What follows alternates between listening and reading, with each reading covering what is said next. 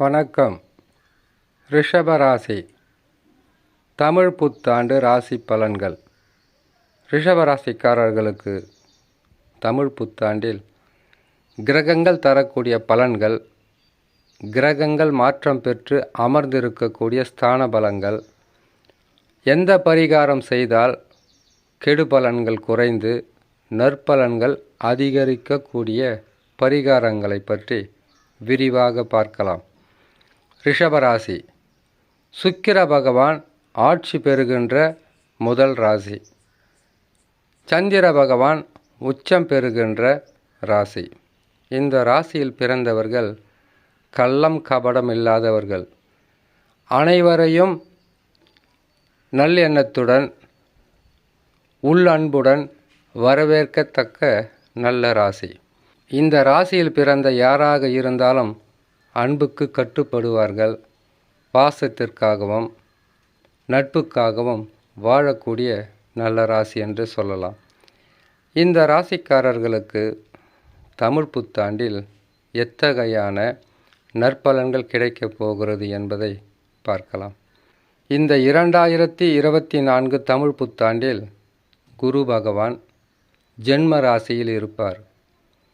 குரு பகவான் ஜென்ம ராசியில் இருக்கும்போது தேவையில்லாத பிரச்சனைகள் என்பது சற்று அதிகமாகவே இருக்கும். கடுமையான உழைப்பு இருக்கும். அலைச்சலும் திரிச்சலும் மன உளைச்சலும் கட்டாயம் இருக்கும். வாழ்க்கை என்பது போராட்டங்கள் நிறைந்தது. போராட்டம் இல்லாத வாழ்க்கை நீரோட்டம் இல்லாத ஆறு போல வறண்டு போயிருக்கும். உங்கள் போராட்டம் பல வகையிலும் வெற்றி பெறுவதற்கு ராகு பகவான் துணையாக இருக்கிறார். சனி பகவான் கருமஸ்தானத்தில் அமர்ந்து உங்களை மிகப்பெரிய ஒரு நற்பலன்களை செய்வதற்குண்டான வழிகளை காட்டுவார். இருப்பதிலே குரு பகவான் தான் உங்களுக்கு பாதகமாக இருப்பார். ஆனால் குரு பகவான் இருப்பது பாதகமாக இருந்தாலும் அவர் பார்க்கின்ற பார்வையாகப்பட்டது சாதகமாகவே இருக்கும். அதிகப்படியான உழைப்பும் கடுமையான போராட்டம் இருந்தாலும் நற்பலன்கள் என்பது அவ்வப்போது நடந்து கொண்டே இருக்கும்.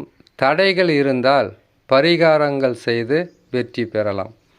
ஜென்மத்தில் குரு பகவான் இருக்கும்போது குழப்பங்கள் நிறைந்த வாழ்க்கை, ஒற்றுமை இல்லாத வாழ்க்கை, முயற்சிகளில் தடைகளும் சிறு பின்னடைவும் இருந்தாலும் தடைகளுக்கு பிறகு வெற்றி என்பது மனநிறைவாகவே இருக்கும். இது குரு பகவான் தருகின்ற பலன்.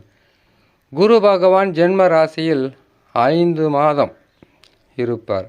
அதற்கு பிறகு வக்ரம் பெறுவார். வக்ரம் பெற்றால் பாதக அதிபதி வக்ரம் பெறும்போது சாதக பலன்கள் என்பது கட்டாயம் இருக்கும்.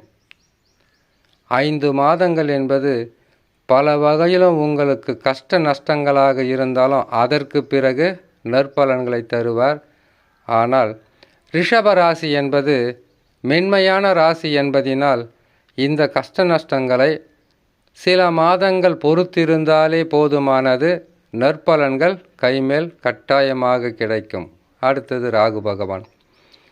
2024 12 மாதமும் ராகு பகவானால் பாதகமில்லை. திடீர் அதிர்ஷ்டங்களும் தொழில் மாற்றமும் இடமாற்றமும் வீடு மாற்றமும் இருந்தாலும் உங்களுக்கு நற்பலன்கள் என்பது குறைக்காமல் கொடுப்பது தான் ராகு பகவான். ரிஷபராசியில் ராகு கேது நீசமாயிற்று.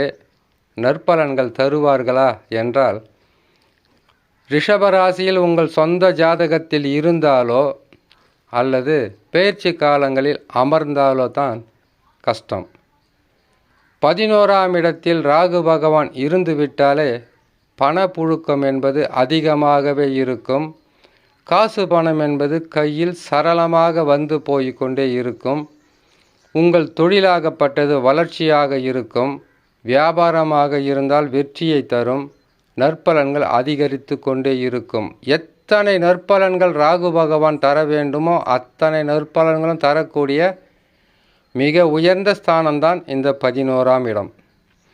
இந்த 11ஆம் ராசியில் அமரும்போது குரு பகவான் ஜென்ம ராசியில் இருக்கும்போது தனக்காரகன், புத்திரக்காரகன், பிரகாஸ்பதி, பல வகையிலும் நற்பலன்களும் பொருளாதார உயர்வும் தரக்கூடிய குரு பகவான் ஜென்மத்தில் இருக்கும்போது சில கஷ்ட நஷ்டங்கள் வந்தாலும் அதை ஈடு செய்யும் அளவிற்கு ராகு பகவான் வலிமையாக இருக்கிறார்.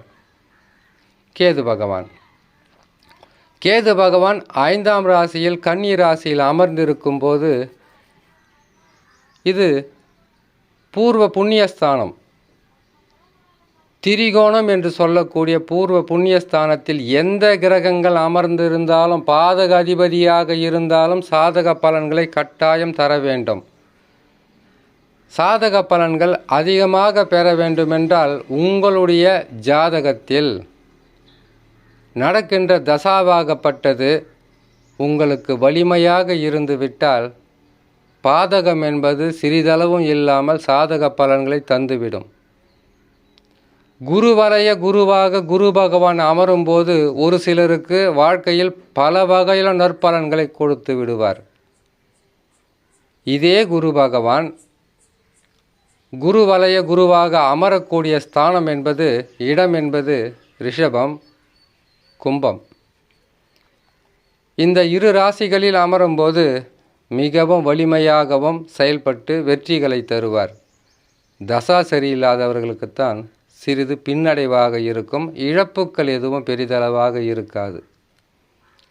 அடுத்தது சனி பகவான் 10ஆம் இடத்தில் கும்பராசியில் அமர்ந்திருக்கக்கூடிய சனி பகவான் பல வகையிலும் நற்பலன்களை செய்தே ஆக வேண்டும். தொழில் முன்னேற்றம், வியாபார வளர்ச்சி, தொழிலில் மாற்றங்கள், உத்தியோக உயர்வு, வருமானம் பெருகுதல், உங்களுடைய இதனால் வரையில் தடைகளாக இருந்திருந்தாலும் அந்த தடைகள் விலகி நற்பலன்களை தரக்கூடிய ஸ்தானத்தில் அமருவதுதான் குரு பகவான் ஜென்ம ராசியில் அமருவதும், குரு பகவானின் பார்வை கேதுவின் மீது பதிவதும், ராகு பகவான் 11ஆம் இடத்தில் இருப்பதும், கும்ப ராசியில் சனி பகவான் ஆட்சி பலம் பெற்று அமர்ந்திருப்பதும். வலிமை குன்றிய கிரகமாக, பல வகையிலும் உங்களுக்கு கஷ்ட நஷ்டங்களை கொடுக்கின்ற கிரகமாக குரு பகவான் செயல்பட்டாலும் அவர் பார்வை பலம் சிறப்பாக இருக்கும். சில பின்னடைவு என்பது கணவன் மனைவிக்குள் சிறு கருத்து வேறுபாடுகள் ஏற்பட்டு மறைந்து போகும். பொருளாதாரத்தில் சில நேரங்களில் உங்களுக்கு மந்த நிலையில் இருந்தால் ஓரிரு மாதங்களில் நல்ல நிலையில் எதிர்பார்த்ததை விட அதிகப்படியான நற்பலன்களை தந்து விடுவார். கேது பகவானோ உங்கள் வளர்ச்சிக்கு தடையாக இல்லாமல் உங்களுடைய வளர்ச்சிகளுக்கு அனைத்திற்கும் ஏணிப்படியாகவே இருந்து உயர்த்தி விடுவார். அதிர்ஷ்டங்களை அள்ளி கொடுக்கின்ற ஸ்தானத்தில் ராகு பகவான். ராகுவை போல் கொடுப்பார் இல்லை, கேதுவை போல் கெடுப்பார் இல்லை. கொடுக்கின்ற ஸ்தானத்தில் ராகு பகவான் அமர்ந்து விட்டால் கெடுக்கின்ற ஸ்தானத்தில் கேது பகவான் அமர்ந்து விடுவார் என்பது ஜோதிட விதி. என்றாலும் ராகு பகவான் தேவைகளுக்கு அதிகமாக உங்கள் வாழ்க்கையில் எதிர்பார்த்த வெற்றிகளை பெறுவதற்கு உதவியாக, இதனால் வரையில் தடைகளாக இருந்தது விலக்கி நற்பலன்களை செய்வதற்குண்டான மிக உயர்ந்த ஸ்தானம் என்று சொல்லக்கூடிய உபஜய ஸ்தானத்தில் 11ஆம் ராசியில் அமர்ந்திருப்பது வெற்றிகளை உங்களுக்கு எளிதில் தக்க வைத்து கொடுப்பார். தசா சரியில்லாதவர்களுக்கு மட்டும்தான் பல வகையிலும் பாடாய்படுத்திவிடும் இந்த கிரக அமைப்புகள். ஏன்னு கேட்டிங்கனாக்கா, ஜென்மத்தில் குரு பகவான் மட்டுமல்ல, சுக்கிரனை தவிர, புதனை தவிர மற்ற கிரகங்கள் ஜென்ம ராசியில் சஞ்சாரம் செய்யும்போது மிகவும் கடுமை காட்டுவார்கள், கொடுமை செய்வார்கள். குரு பகவானோ சுபகிரகம். குரு பகவானின் ராசிகள் என்று சொல்லக்கூடிய மீன ராசியில் சுக்கிர பகவான் உச்சம் பெறுவார். உச்சம் பெறுவதற்கு வீடு கொடுத்த குரு பகவான் அவருடைய ராசியில் அமரும்போது பாதகங்களை செய்ய மாட்டார். அப்படி பாதகங்களாக இருந்தால் செய்ய வேண்டிய பரிகாரமாக குரு தட்சிணாமூர்த்தியை வியாழக்கிழமை தோறும் வணங்கி வருவதும், வியாழக்கிழமை தோறும் மாலை நேரத்தில் சிவபெருமானை வணங்கி வருவதும் மிகப்பெரிய ஒரு நற்பலன்கள் என்பது கட்டாயமாக கிடைக்கும். ரிஷபராசிக்காரர்களுக்கு சனி பகவான் யோகாதிபதி. ராகு கேதுக்களும் நற்பலன்களை தருவார்கள். சுக்கிரனின் ராசிகளுக்கு குரு பகவான் பெரிதளவு நற்பலன்களை செய்யவில்லை என்றாலும் அமர்ந்த இடத்திற்கு தக்கவாறு கெடு பலன்களோ நற்பலன்களோ கட்டாயம் தருவார். அதற்காக தான் இந்த பரிகாரம். தொழிலில் உங்களுக்கு வளர்ச்சி இல்லாமல் இருந்தால், வியாபாரத்தில் வெற்றி இல்லாமல் இருந்தால், கையில் காசு பணம் என்பது குறைவாகவோ அல்லது சில வாரங்களில் சில நாட்களில் தள்ளி போகக்கூடிய நற்பலன்களாக இருந்தால் நான் சொன்ன இந்த பரிகாரத்தை செய்து வந்தாலே போதுமானது. வெள்ளிக்கிழமை தோறும் வீட்டிலே உங்களுடைய வீட்டிலே பிள்ளையார் அல்லது சிவன், பார்வதி, முருகப்பெருமான், பிள்ளையார் இந்த படம் உங்களுடைய வீட்டில் இருந்தால் அந்த ஃபோட்டோக்கு நீங்கள் அலங்காரம் செய்து உங்கள் வீட்டில் இருக்கக்கூடிய முதியவர்கள், சுமங்கலிகள் அல்லது குடும்ப தலைவன் தலைவி இவர்கள் மனமுருகி வேண்டி வந்தாலே போதுமானது. உங்களுக்கு நற்பலன்கள் என்பது கட்டாயம் கிடைத்து கொண்டே இருக்கும். அருகிலுள்ள ஆலயங்களுக்கு செல்வதற்குண்டான வழி இருந்தால் வியாழக்கிழமை தோறும் நவகிரகத்தில் இருக்கக்கூடிய குரு பகவானை வணங்கி வருவதும் வலம் வருவதும் மாற்றங்களும் முன்னேற்றங்களும் கட்டாயம் உங்களுக்கு கிடைத்தே தீரும் என்று சொல்லி இன்னொரு நல்ல பதிவில் உங்களை நான் சந்திக்கிறேன். நன்றி, வணக்கம்.